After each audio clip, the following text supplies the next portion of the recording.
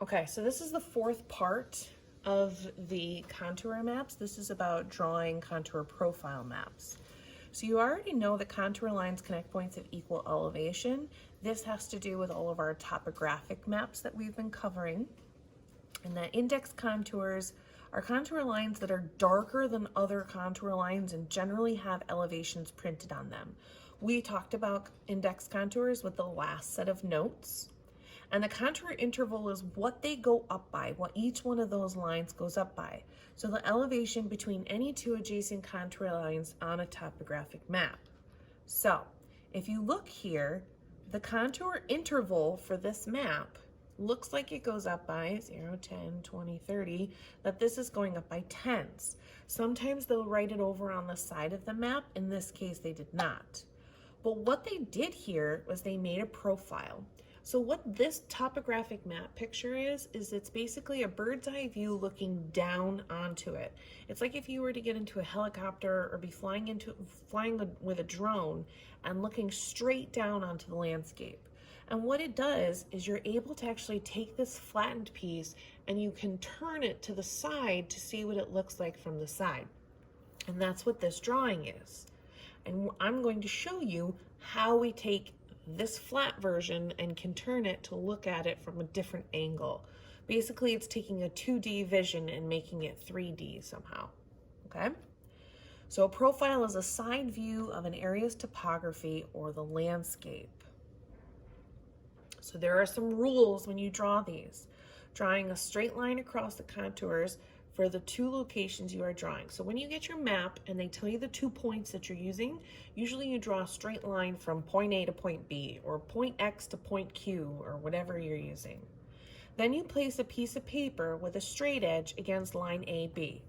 I will be using a whiteboard. You should be using a blank piece of paper. It says mark off each point where a contour line crosses the line. Record the elevation at each point on the paper strip. Plot a suitable vertical scale on the profile paper.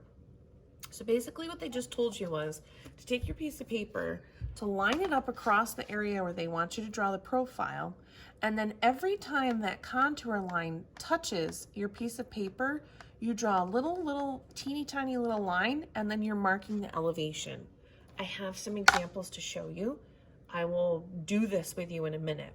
So then once you have this piece of paper with all these little lines and all these measurements on it, you place the paper strip under a vertical section, project the elevations to the appropriate horizontal lines in the vertical section, and then connect the points with a continuous smooth line to complete the profile. So what you do is you take your piece of paper, you lay it underneath, they call this a vertical map, and then every time where the lines hit this small piece of paper, you're gonna plot them on the graph, on the vertical line. So here's the example one. It's doing from A to B. So I'm gonna take my scrap sheet of paper. Isn't my nice rock hard scrap sheet of paper good? Oh dear, I just kicked it. We're good. So they already drew a line across from A to B. Obviously I can't because this is a computer screen and I would ruin it. But what I'm going to do is you're going to line your piece of paper up and you mark where A is and you mark where B is. Okay? But I have to know what A is. My contour interval is written for me. Thank you. It's 10 feet. So I see that 500 is here. So this must be 510 and 520 is what A is on. Okay? So where A is, I would put down 520. This next line would be 530, right? Am I doing this right? Yes. Okay. This line would still be 530, and this starts to go down. 520, because this is the 520 line. This must be 510. This is 510. This must be 520. 530, 540, and look at B's on 550. So now I have my piece of paper with all these little itty bitty lines to show where it hit my paper and the measurements that I got when I was on there. So remember, you have to know what these contour lines are. So figure it out before you lay your paper down on it, and you'll know what to write for each one of these. Again, I'll do an example again after this. So now that I have this, 655. So now that I've drawn on my piece of paper, I'm actually going to put the cap back on my pen so that I'm not going to draw on my computer. But you're gonna be opened up in Cami. And what you have to do is, you lay your piece of paper down onto the map. And I'm gonna use my drawing tool. I changed the color so that I can see it better. And every time the line hit your piece of paper, you're gonna plot it in that same spot onto your computer. So A was at 520, so that's already a dot there. I gotta make my dots a little bit smaller. So here's 530. I'm gonna go straight up from here, plot the dot at 530. Then right here, follow it up, 530. There's my 520, 510. Actually, I'm not lining it up super well because I'm at an angle. There's 510, 510 again.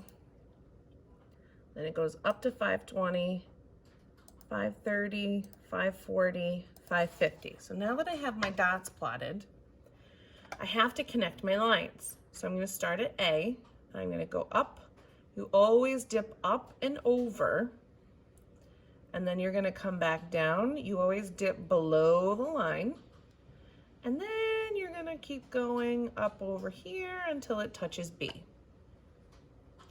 Okay? Now,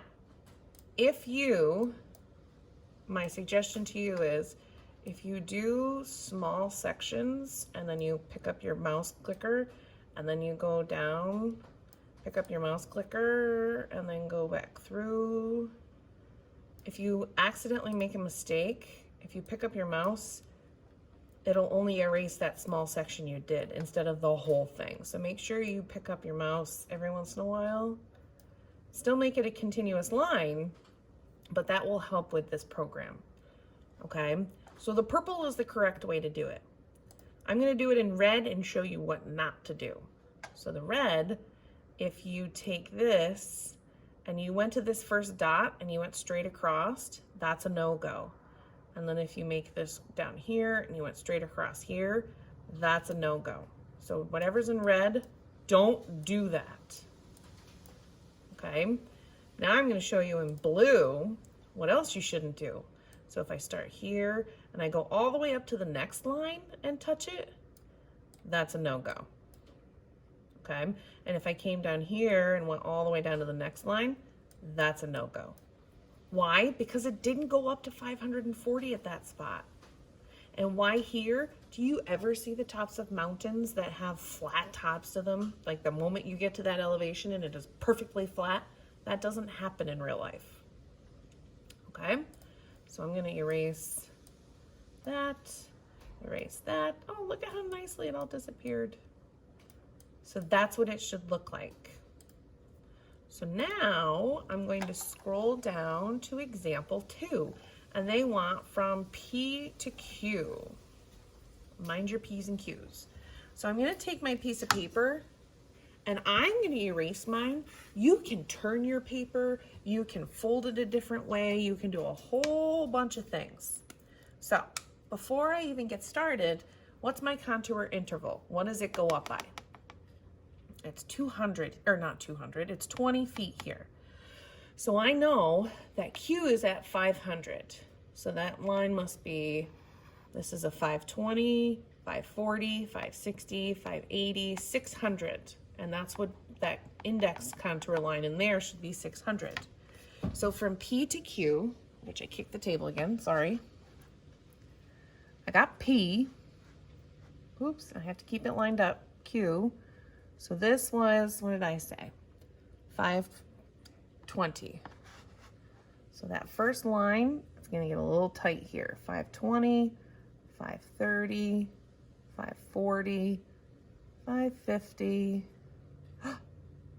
I did it wrong. It goes up by 20. Duh. See, I even make mistakes.